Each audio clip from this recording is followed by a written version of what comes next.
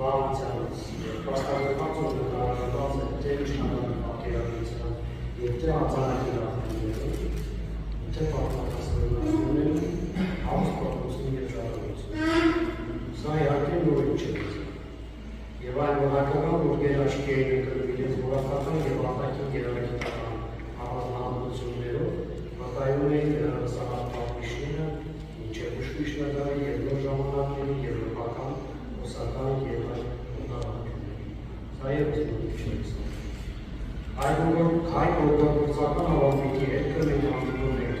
միջնադարյան պատկերագրական և արձանագիր վկայություններում, գրավորախումներում, սա ևս նորից չէ։ Ցավալիորեն այն հանգամանքը որակական գործողությունն ունի հաստատված ավանդույթ, որևէ կերպ չի խոչընդոտել և չի խանգարում որոշ հետազոտողների փորձելու ներկայացնել հայկականը սեփական գյուղացման տեսանկյունից։ Օրինակ, ադրբեջանցի հետազոտող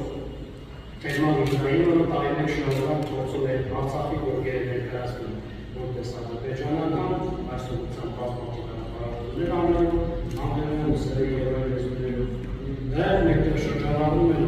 պատմած քաղաքական հորինվածքները, թե իբր խոչվող թուրքական ցեղերը, որոնք ունեին բազմահազար ոչխարների հոտեր, ըստ այդմ ունեին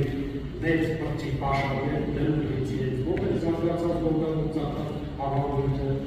սա առաջին հերթից թվում է ծիծաղելի, հատկապես այն պայմաններում, երբ ժամանակի 16-17-րդ դարերի ոչխարաբուծության ամենահայտնի տարածաշրջաններից Անգլիան երբևէ ցանկացած որևէ գործված